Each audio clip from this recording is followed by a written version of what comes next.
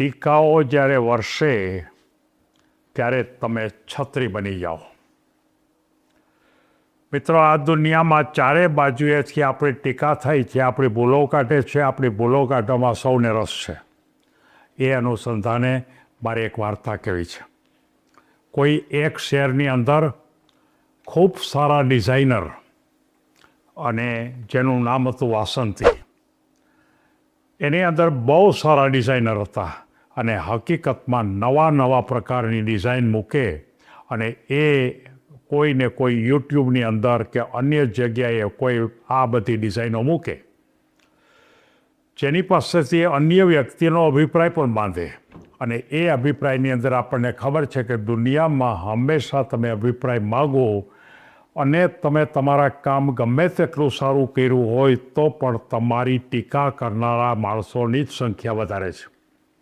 એટલે કે આ ડિઝાઇન કોઈ મકાનની ડિઝાઇન હોય કે અન્ય પ્રકારની ડિઝાઇન હોય, કોઈ પણ પ્રકારની, એ જેવા મૂકે એટલે તરત જ એ પોસ્ટની અંદર નીચે કોમેન્ટમાં એમ આવે કે આ જગ્યાએ આમ કરવું જોઈતું હતું, આ ખોટી જગ્યાએ મૂક્યું છે, આમ કર્યું છે, આમ કર્યું છે. બહુ હોશિયાર હતા ડિઝાઇનર, પણ આવી બધી ટીકાઓ આવવાને કારણે એને મનમાં બહુ લાગી આવતું કે હું આટલી બધી મહેનત કરું છું, સારામાં સારું માનો કે ડિઝાઇન બનાવું છું, અને તેમ છતાં પણ મોટા ભાગનામાં કોઈ એમ કહેતું નથી, અથવા તો ઓછા માણસો એમ કહે છે કે આ તમારી ડિઝાઇન સારી છે, એને બદલે ખરાબ ડિઝાઇન છે એવા કહેવાની સંખ્યા જાજી હતી. બરાબર થોડા વખત પછી એ ગામની અંદર એક બહુ સારા ચિત્રકાર આવે છે. અને એ ચિત્રકાર છે એ ખાસ કરીને કુદરતી દ્રશ્યોના ચિત્રો બનાવતા. અને એ ત્યાં એક વખત એનું પ્રવચન ગોઠવાય છે અને પ્રવચનમાં આ જે વાસંતી છે એ પણ જાય છે.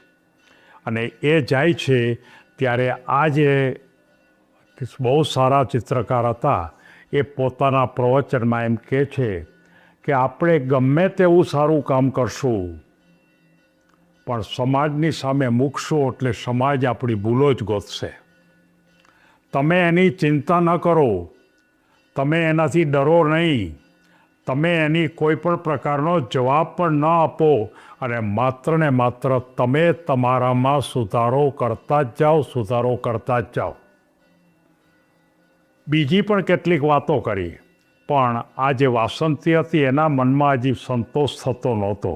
એટલે જેવું પ્રવચન પૂરું થયું એટલે એ વાસંતી એની પાસે જાય છે કે તમે જે વાત કરી એ વાતને મારી સાથે બહુ સુસંગત છે. તો કે શું?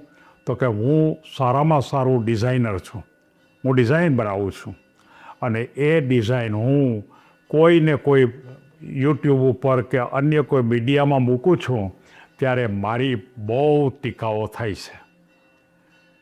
ત્યારે પેલા માણસ એમ કહે છે કે તમને એની અસર કેવી થાય છે?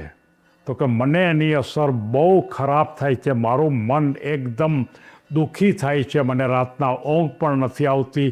આટલું બધું મેં કામ કર્યું છે, ઘણા વર્ષની મારી પ્રેક્ટિસ છે, અને એની અંદર હું જ્યારે ભણતી હતી ત્યારે મને માર્ક પણ બહુ સારા આવતા હતા, પણ મને કોઈ પણ સંજોગોની અંદર સારી બાબતો કહેનારની સંખ્યા મળતી નથી. ત્યારે એ ચિત્રકાર એમ કહે છે કે બેન, આ દુનિયામાં આપણે માટે બીજા માટે સારું કહેનારા માણસો છે જ નહીં, અથવા તો ઓછા છે. તો કે પણ તો મારે કરવું શું? તો કે હાલ હું તને બતાવું. અત્યારે ચોમાસાનો સમય છે, તારે એક છત્રી લઈ લે, અને છત્રી લઈ અને આપણે થોડો વખત સુધી બહાર ફરવા માટે જઈએ. અને બહાર ફરવા માટે જવાની શરૂઆત કરી, ચાલતા ચાલતા એને થોડું મોટિવેશન પણ આપે. પણ બરાબર થોડીક જ વાર થઈ કે ખૂબ વરસાદ આવવા માંડ્યો. એકદમ વરસાદ, એટલે તરત જ પેલા જે હતા ચિત્રકાર એણે એમ કીધું છત્રી ખોલ નાખ. અને છત્રી ખોલી અને પોતે છત્રી ઓઢી લીધી વાસંતીએ, અને જે ચિત્રકાર હતા એની પાસે પણ છત્રી હતી, એણે ઓઢી લીધી. પછી ચિત્રકાર એને પૂછે છે કે હવે વરસાદ આવે છે તમને? તો કે ના, મને વરસાદ અત્યારે લાગતો નથી. તો કેમ નથી આવતો? તો કે છત્રીએ રોકી લીધો. ત્યારે એ ચિત્રકાર એમ કહે છે કે મારે પણ તમને એ જ કહેવું છે કે કોઈ પણ ટીકા એ વરસાદ જેવી છે.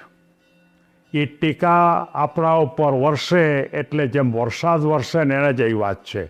અને આપણે જેમ વરસાદ વરસે તેમ છતાં ખૂબ વરસાદ વરસે તેમ છતાં પણ આપણે છત્રીને કારણે બચી ગયા. વરસાદ આપણે લાગ્યો નહીં. તો તમને મારે માત્ર એટલું જ કહેવું છે કે દુનિયાના કોઈ પણ માણસ આપણી ટીકા કરે તો આપણે છત્રી બની જવું. અને છત્રી એટલે રક્ષણ. અને આપણે એક પણ શબ્દ ઉચ્ચારવો નહીં, આપણે એક પણ શબ્દ એને ભૂલ કરી છે એમ કહેવું નહીં. આપણે આપણું કામ કરતું જ રહેવું અને એ મૂકતું જ રહેવું. એના ઉપર એક ને એક દિવસ ટીકા કરનારે વિચાર કરવો પડશે. અને કદાચ કરતા જ રહીએ જિંદગીભર તો નુકસાન એને જવાનું છે, આપણને કોઈ નુકસાન જવાનું નથી. અને આ રીતે આખી વાત સમજાવી ત્યારે વાસંતીના મનમાં પ્રશ્ન થયો કે વાત તો સાવ સાચી છે. મારે કોઈની ટીકાની સામે મારે છત્રી બનવું જોઈએ. વરસાદની સામે છત્રીએ રક્ષણ આપ્યું એમ ખરેખર આ જે ટીકા છે એની સામે હું પોતે છત્રી બની જાઉં, મારી જાતને છત્રી બનાવું, મારી જાતથી હું મારું રક્ષણ કરું. અને એ રીતે જીવનમાં એ આગળ વધે છે. બીજા શું કહે છે એના માટે કોઈ દિવસ વિચારવું નહીં. તમારા મનમાં તમારા માટે શું અભિપ્રાય છે? કોઈ પણ નેગેટિવ વાત તમારા માટે કરે તો તરત જ એનો જવાબ આપો કે મને લાગુ પડતું નથી. તમારી ક્રિએટિવિટી, તમારું જે આખું કામ કરવા માટેની જે સર્જન શક્તિ, એના માટે કોઈ પણ ટીકા કરે અને તમને અટકાવવાનો પ્રયત્ન કરે તો એને કહી દેવાનું કે મારી સર્જન શક્તિ બહુ ઊંચી છે અને મેં સર્જન શક્તિ માટે ખાસ તાલીમ લીધી છે. અને ખરેખર વાસંતીએ આ જ પ્રકારે કામ કર્યું. સોશિયલ મીડિયામાં સારા ગ્રુપ હતા એમાં મૂક્યું. જે નબળા ગ્રુપો છે એને બદલે સારા ગ્રુપમાં મૂકવાની શરૂઆત કરી.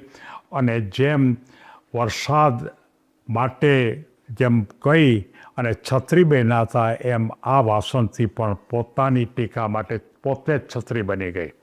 ફિક્સ પોઝિટિવ, માત્ર પોઝિટિવ પર જ તમારી વાતને ફોકસ કરો. અને હંમેશા યાદ રાખો, મારે ખાસ યુવાનોને કહેવું છે કે આ દુનિયામાં ટીકા તો તમારી સામે આવશે જ. તમને ખરાબ કહેનારા આવશે જ. તમે સારું નથી કરતા એ કહેનારા આવશે. પણ તમે જો એને સ્વીકારશો નહીં તો એ વાત એની જ પાસે રહેશે. આપણને કોઈ માનો કે વસ્તુ આપે ને આપણે એમ કંઈ મારે નથી જોતી તો કોની પાસે રહીએ? એની પાસે. એમ આપણને ટીકા કરે ને આપણે એમ કહીએ કે હું સ્વીકારતો નથી, સ્વીકારતી નથી, તો એની પાસે જ રહેશે.